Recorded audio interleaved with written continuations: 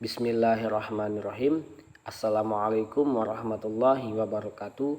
Perkenalkan, nama saya Suryanata. Saya mahasiswa program studi Pendidikan Agama Islam semester 4 IAIN Samarinda. Pada kesempatan kali ini saya akan memaparkan tugas individu saya dalam mata kuliah Sosiologi Pendidikan yang berjudul Sosialisasi dan penyesuaian diri di sekolah. Sebelum saya memaparkan atau mempresentasikan materi saya, izinkan saya mengucapkan minal aidin wal faizin, mohon maaf lahir dan batin. Karena pada kesempatan kali ini kita masih berada pada suasana Lebaran yang beberapa hari lalu kita sudah melewatinya. Baik, langsung saja saya akan menjelaskan materi saya yaitu yang pertama tentang pengertian sosialisasi dan penyesuaian diri, yaitu yang pertama, sosialisasi ialah soal belajar individu dalam proses mengikuti hal-hal yang mengenai tentang apa yang ada di lingkungan sekitarnya. Penyesuaian diri adalah usaha manusia untuk mencapai harmoni pada diri sendiri dan pada lingkungannya. Serta menurut Thomas Howell dan S. Nasution, sosialisasi merupakan suatu proses bimbingan individu ke dalam dunia sosial agar dapat bertingkah sesuai dengan standar kebudayaan yang berada di lingkungan sekitarnya. Jadi dalam pengertian ini sosialisasi berkorelasi dengan penyesuaian. Jika tidak ada sosialisasi individu tersebut terhadap lingkungannya, maka dalam psikologisnya akan sulit untuk menyesuaikan apa saja yang harus dilakukan di dalam lingkungan sekitar, apa saja yang kebiasaan-kebiasaan yang di lingkungan sekitar lakukan. Begitu seperti itu. Itu untuk di lingkungan sekitarnya. Selanjutnya yang kedua, proses sosialisasi berdasarkan jenisnya.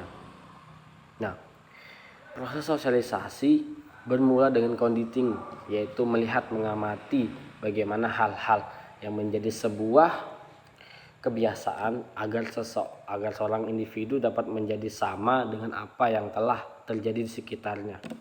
Seperti itu. Jadi prosesnya itu melihat kondisi. Bagaimana sekitarnya itu, misalnya kebiasaan-kebiasaan yang dilakukan seperti berbicara, beretika. Itu harus disesuaikan dengan apa yang di lingkungan sekitarnya. Jika kita tidak bersosialisasi, kita tidak berinteraksi, kita tidak akan mengetahui bagaimana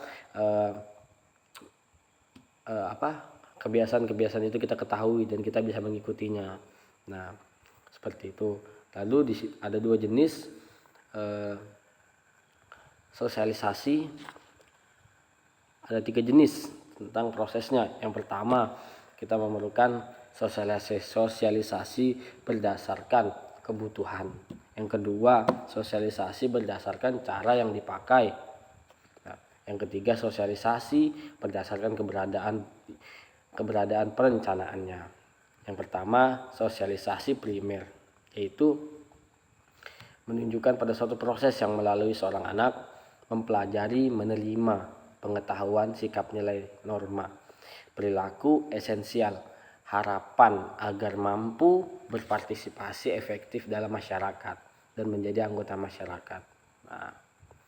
Yang itu sosialisasi itu ada 2 tadi, itu di dalam sosialisasi berdasarkan kebutuhannya. Yang keduanya sosialisasi sekunder, yang dimana ada menurut teori Berger dan Luckman adalah setiap proses selanjutnya yang mengimbas individu yang telah disosialisasikan ke dalam sektor-sektor baru dan dari dunia objektif masyarakat.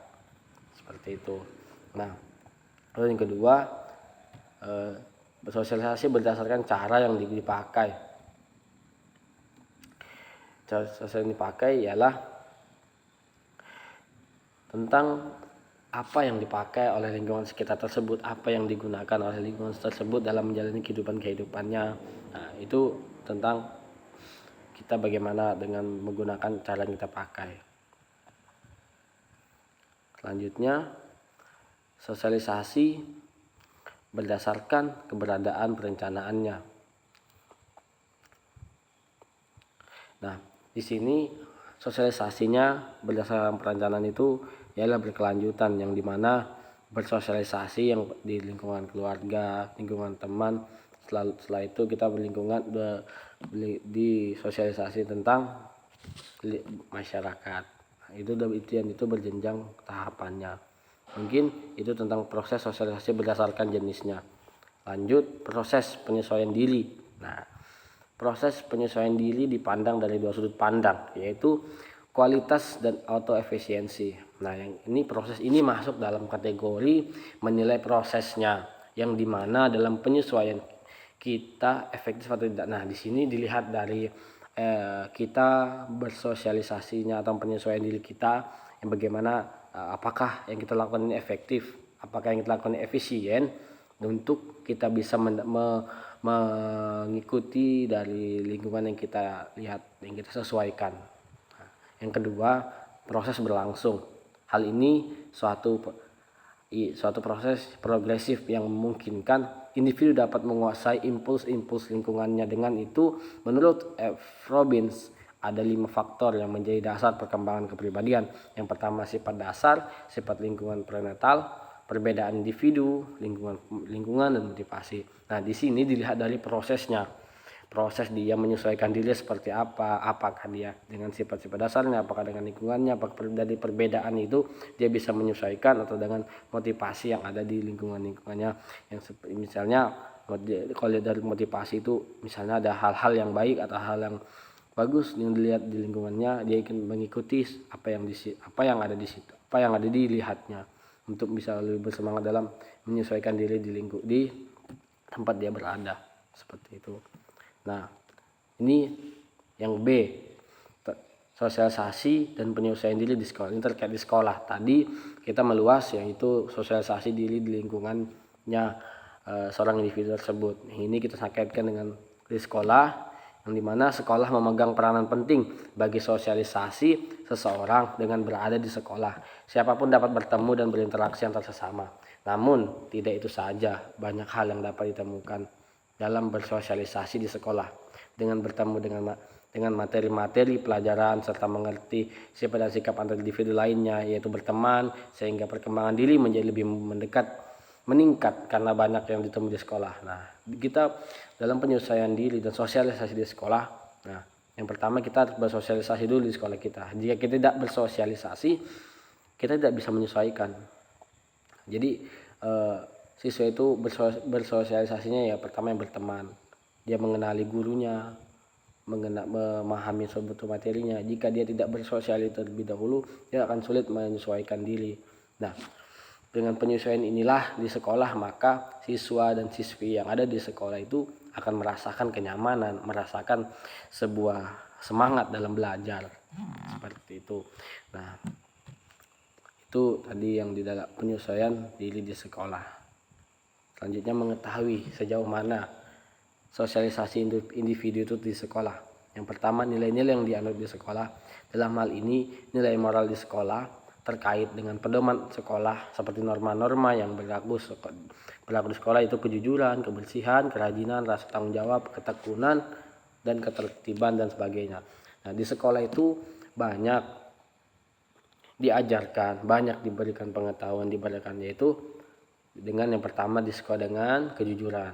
Kita harus siswa diajarkan jujur, yang dimana dalam mengerjakan tugas-tugas, membersihkan, kebersihan itu tentang membuang sampah pada tempatnya, kerajinan itu diajarkan kreatif, rasa tanggung jawab itu dengan bagaimana dia dengan dia bersekolah itu seperti apa. Nah, ketekunan dia dalam belajar, dan ketertiban dia dalam melaksanakan peraturan-peraturan yang ada di sekolah. Nah, dengan itu ia harus bersosialisasi dulu dan menyesuaikan apa yang harus dia lakukan di sekolah tersebut. Nah, dengan ada nilai-nilai ini, maka dia akan bisa mengetahui apa yang harus dilakukannya.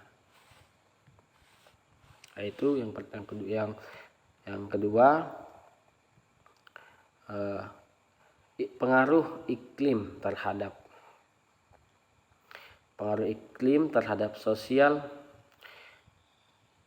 sosialisasi anak di sekolah. Nah, yang pertama iklim otokratis. Yang pertama nih ya, otokratis. Nah, iklim otokratis ini adalah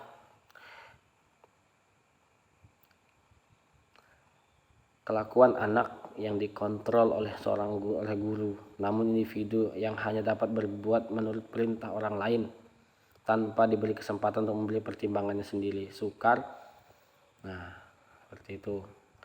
Sukar akan berkembang menjadi manusia yang sanggup berpikir dan berdiri sendiri, bahkan sulit menjalankan perannya dengan baik dalam iklim demokrasi. Nah, di dalam iklim ini banyak dikeluarkan kecaman tajam yang bersifat pribadi, sedangkan dan juga yang kedua iklim demokratis. Iklim demokratis terdapat suasana kerjasama, ya, di mana di sini siswa diajarkan bersosialisasi dengan secara demokratis sesama temannya, yaitu sama-sama berdemokratis. Yang pertama dengan soal pembelajaran di kelas, dengan dia saling bertoleransi, saling tolong menolong di dalam lingkungan sekitar sekolah dia. Nah, yang dengan iklim ini banyak ditemui oleh siswa-siswa nantinya di sekolah. Nah, iklim kelompok ditentukan oleh guru. Nah, dan sebab pemimpin atau guru adalah bersifat demokratis. Nah, dan ada pula otokratis. Dari ketiga iklim tersebut, dari iklim ketiga ini saling berkorelasi diantaranya. Nah, di dalam individu siswa tersebut dalam bersosialisasi dan menyesuaikan dirinya di sekolah. Nah, lanjut persaingan. Nah, di sini siswa akan menyesuaikan dan bersosialisasi dalam persaingan dan juga ada kerjasama, yaitu persaingan di dalam sekolah menjadi hal biasa dalam meraih sebuah angka-angka, yaitu angka-angka seperti nilai yang tinggi agar mendapat sebuah prestasi. Namun jika nilai rendah diberikan sebuah ranking atau peringkat di dalam buku raport, hal itu dapat menjadikan siswa bersemangat baik untuk meningkatkan maupun memperbaiki nilai yang didapatnya atau yang diperolehnya. Nilai rendah dan tinggi itu maksudnya, ya teman-teman. Nah, dengan adanya persaingan dan ada kerjasama, itulah sosialisasi dan penyesuaiannya yang dilakukan oleh siswa. Nah, yang dilakukan oleh sekolahnya, jika ada nilai tinggi atau ada hal-hal yang berprestasi, akan diberikan suatu apresiasi yang membuat siswa itu menjadi semangat dan bisa tekun menjalani belajar di sekolahnya tersebut. Baik, ini kesimpulan dari saya tentang materi yang saya bawakan. Demikian, sosialisasi diri di sekolah sangat penting dan berguna bagi setiap individu karena dapat mengetahui apa saja sih yang harus kita lakukan di sekolah, apa saja sih yang harus dilakukan oleh siswa di sekolah itu. Nah, jadi dengan adanya penyesuaian kita dapat dia dapat menyesuaikan dirinya dengan lingkungan sekolah yang berbagai macam perbedaan baik dari sikap, sifat serta kebiasaan antar individu lainnya yang menjadikan kita bersatu walau dalam satu perbedaan dalam mencapai satu tujuan, yaitu dengan berpendidikan, dan pendidikan adalah suatu yang menjadikan bangsa kita akan lebih baik. Seperti itu. Mungkin dan selanjutnya, terima kasih. Mungkin dalam materi saya itu saja yang dapat saya sampaikan. Kurang lebihnya saya mohon maaf. Billahi taufik wal hidayah. Wassalamualaikum warahmatullahi wabarakatuh. Semoga bermanfaat. Sampai jumpa teman-teman.